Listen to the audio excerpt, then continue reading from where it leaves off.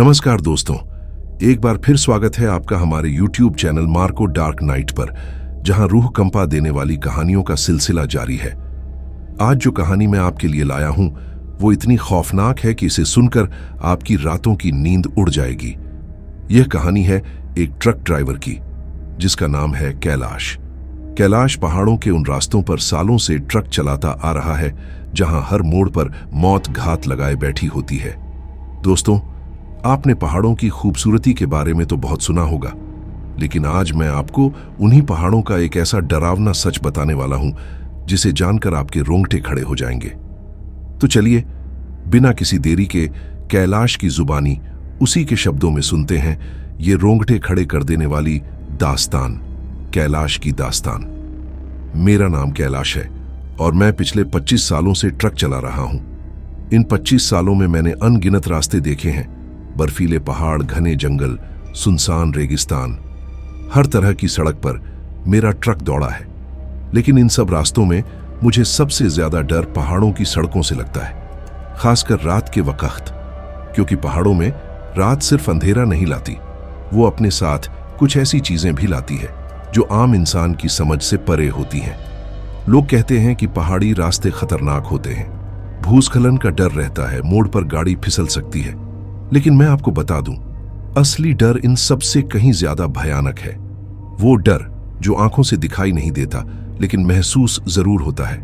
उस रात जो मेरे साथ हुआ, उसे याद करके आज भी मेरी रूह कांप उठती है। आज से करीब 15 साल पहले की बात है। मैं उन दिनों एक नए ट्रक पर था जो कंपनी ने मुझे अभी अभी दिया था। ट्रक एकदम नया था और उसे चलाने का मजा ही कुछ और था। मेरा हेल्पर राजू भी मेरे साथ था। राजू एक हंसमुख, दिलदार लड़का था और मेरा हर काम में हाथ बटाता था। हम दोनों का काम था माल लेकर एक शहर से दूसरे शहर जाना। एक दिन हमें एक पहाड़ी इलाके से होते हुए रात के वक्त एक दूर के शहर में माल पहुंचाना था। शाम ढल चुकी थी और पहाड़ों में अंधेरा तेजी से फैल रहा था। राजू ने मुझसे कहा, कैलाश भाई, आज रात रुक जाते हैं, सुबह निकलेंगे। यह रास्ता रात में ठीक नहीं लगता। मैंने उसकी बात अनसुनी कर दी। मैं नया नया ट्रक ड्राइवर बना था और मुझ में जोश बहुत था। मैंने सोचा, क्या हुआ, रास्ता ही तो है, पार कर लेंगे। और यही मेरी सबसे बड़ी गलती थी। हमने अपनी यात्रा शुरू की। जैसे जैसे हम आगे बढ़ रहे थे, अंधेरा और गहरा होता जा रहा था। पहाड़ों की सड़कें जो दिन में खूबसूरत लगती थीं, रात में डरावनी लग रही थीं। सड़क के दोनों ओर घने जंगल थे और उनकी सरसराहट से एक अजीब सी बेचैनी महसूस हो रही थी। दूर दूर तक कोई रोशनी नहीं, कोई गांव नहीं, बस हमारा ट्रक और सन्नाटा। राजू, जो आमतौर पर बहुत बातें करता था, आज चुपचाप बैठा था। मैंने उससे पूछा, क्या हुआ राजू, आज इतनी खामोशी क्यों? उसने धीरे से कहा, कैलाश भाई, इस रास्ते पर कुछ ठीक नहीं लगता। मैंने उसकी बात को मजाक में उड़ा दिया। अरे डरपोक, तू भी ना, ये सब तेरा वहम है। लेकिन अंदर ही अंदर मुझे भी एक अजीब सा एहसास हो रहा था। कुछ देर और चलने के बाद हमने एक जगह रुकने का फैसला किया। एक छोटी सी ढाबा जैसी जगह थी जहां कुछ और ट्रक भी खड़े थे। हमने चाय पी, खाना खाया और फिर से अपनी मंजिल की ओर बढ़ चले। अब रात के करीब 10 बज रहे थे। ढाबे से निकलते ही मौसम अचानक बदलने लगा। तेज हवा चलने लगी और ठंडी हवा हमारे ट्रक की खिड़कियों से अंदर आ रही थी। राजू ने कहा, कैलाश भाई, लगता है तूफान आने वाला है। मैंने भी देखा, आसमान में काले बादल छाए हुए थे। हम एक बेहद घुमावदार रास्ते पर चल रहे थे। एक तरफ गहरी खाई थी और दूसरी तरफ ऊंची ऊंची चट्टानें। अचानक मेरे ट्रक की हेडलाइट्स एक अजीब सी चीज पर पड़ी। सड़क के बीचों बीच एक औरत खड़ी थी। मैंने झट से ब्रेक लगाया। मेरा ट्रक चीखता हुआ उस औरत से कुछ ही फीट पहले रुका। राजू और मैं दोनों हैरान रह गए। इतनी सुनसान जगह पर रात के इस वक्त एक अकेली औरत क्या कर रही थी? वह औरत सफेद साड़ी पहने हुए थी और उसके बाल खुले हुए थे जो हवा में उड़ रहे थे। उसने हमारी तरफ पीठ की हुई थी। राजू ने मुझसे कहा, कैलाश भाई, यह तो ठीक नहीं लगता, चलो निकल चलते हैं यहां से। लेकिन मैं उस औरत को छोड़कर आगे नहीं जा सकता था। मुझे लगा कि शायद उसे मदद की जरूरत है। मैं ट्रक से नीचे उतरा। राजू ने मुझे रोकने की कोशिश की। कैलाश भाई, मत जाओ, ये ठीक नहीं है। लेकिन मैं उसकी बात नहीं सुना। जैसे ही मैं ट्रक से नीचे उतरा, मुझे एक अजीब सी ठंडक महसूस हुई, जैसे कि वहां का तापमान अचानक गिर गया हो। मैं उस औरत की तरफ बढ़ा। जैसे ही मैं उसके पास पहुंचा, उसने धीरे धीरे अपनी गर्दन घुमाई और मेरी तरफ देखा। उसकी आंखें लाल थीं और उनमें एक अजीब सी चमक थी। उसके चेहरे पर कोई भाव नहीं था, बस एक खालीपन। मुझे लगा जैसे मेरी नसें जम गई हों। मैं हिल भी नहीं पा रहा था। वह औरत धीरे धीरे मेरी तरफ बढ़ने लगी। उसके पैर जमीन को छू नहीं रहे थे, वह हवा में तैर रही थी। उसके हर कदम के साथ एक ठंडी हवा का झोंका मेरे शरीर को चीरता हुआ निकल रहा था। मेरी जुबान सूख चुकी थी। मैं कुछ बोल नहीं पा रहा था। राजू जो ट्रक में बैठा था चिल्ला रहा था, कैलाश भाई भागो भागो, लेकिन मैं भाग नहीं पाया। मैं अपनी जगह पर जड़ हो चुका था। वह औरत मेरे ठीक सामने आकर रुक गई। उसकी आंखें मेरी आंखों में गड़ी थीं और फिर उसके मुंह से एक ऐसी आवाज निकली जिसे सुनकर मेरी आत्मा कांप उठी। वह आवाज किसी इंसान की नहीं थी, बल्कि किसी ऐसी चीज की थी जो इस दुनिया की नहीं थी। एक भयानक चीखने वाली आवाज जो मेरे कानों में गूंज उठी। उसकी आवाज सुनकर मेरे शरीर में एक जोरदार झटका लगा और मैं जमीन पर गिर पड़ा। मेरी आंखों के सामने अंधेरा छा गया। जब मेरी आंखें खुलीं तो मैं अपने ट्रक में बैठा था। राजू मेरे पास बैठा हुआ था और उसके चेहरे पर डर साफ झलक रहा था। कैलाश भाई, तुम ठीक हो? उसने पूछा। क्या हुआ था? मैंने पूछा। राजू ने बताया, वह औरत, वह तुम्हारे ऊपर झपट्टी थी। मैं नहीं जानता कि मैंने कहां से हिम्मत जुटाई, लेकिन मैंने ट्रक स्टार्ट किया और तेजी से उसे कुचलने की कोशिश की। वह हवा में गायब हो गई। मैं राजू की बात सुनकर और ज्यादा घबरा गया। यह सब क्या था? क्या मैंने सपना देखा था? लेकिन मेरे शरीर में दर्द हो रहा था और राजू का चेहरा बता रहा था कि यह सब सच था। हम दोनों ने उस रात एक भी पल नहीं रुका। हम सुबह होने तक उसी रास्ते पर भागते रहे।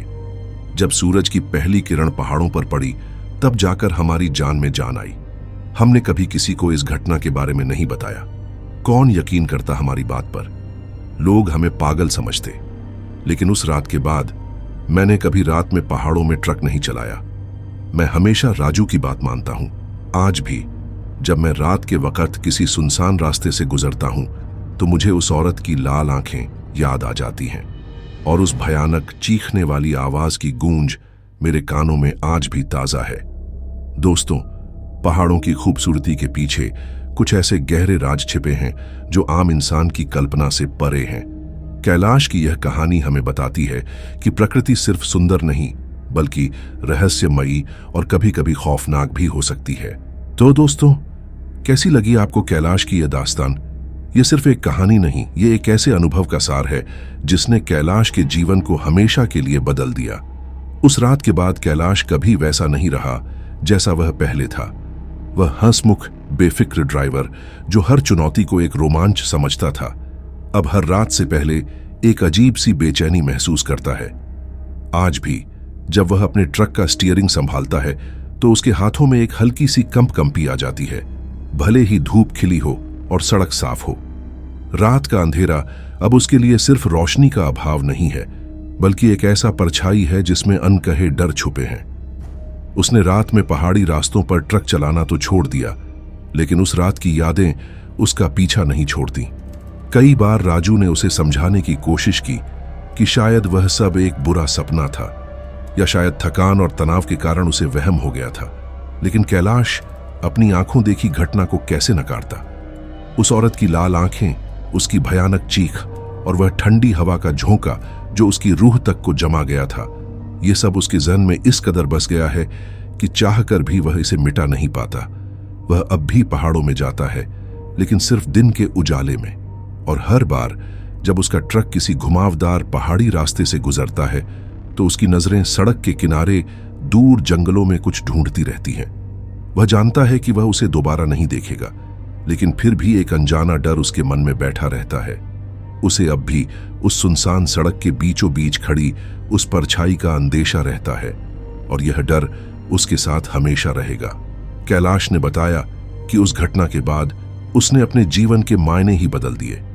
वह पहले पैसे और काम के पीछे भागता था, लेकिन अब उसे हर पल जीवन की क्षणभंगुरता का एहसास होता है। वह अब अपने परिवार के साथ ज्यादा समय बिताता है, राजू जैसे दोस्तों की परवाह करता है और हर सुबह सूरज की रोशनी को एक वरदान मानता है। उस घटना ने उसे सिखाया कि दुनिया में ऐसी कई चीजें हैं जिन्हें विज्ञान भी नहीं समझा सकता। कुछ रहस्य ऐसे होते हैं जो हमारे तर्क की सीमाओं से परे होते हैं, और कभी-कभी अनजाने में हम ऐसे रास्तों पर निकल पड़ते हैं जहां से वापसी का रास्ता वैसा नहीं होता जैसा हम सोचते हैं। हमारी रूह पर एक ऐसी छाप पड़ जाती है जो जीवन भर हमारे साथ रहती है। राजू, जो उस रात कैलाश के साथ था, वह भी इस घटना को नहीं भूला है। वह अब भी कैलाश के साथ ही काम करता है, लेकिन उन दोनों के बीच एक अनकहा रिश्ता बन गया है। एक ऐसा रिश्ता जो एक भयानक अनुभव से गुजरने के बाद ही बन सकता है। वे दोनों एक दूसरे को समझते हैं, एक दूसरे के डर को जानते हैं और जानते हैं कि उस रात उन्होंने कुछ ऐसा देखा था जिसने उन्हें हमेशा के लिए बदल दिया। तो दोस्तों, कैलाश की यह कहानी हमें सिर्फ डराती नहीं बल्कि सोचने पर मजबूर करती है। यह हमें प्रकृति के रहस्यमय पहलुओं से रूबरू कराती है और यह भी बताती है कि कभी-कभी हमें अपनी अंतरात्मा की आवाज सुननी चाहिए।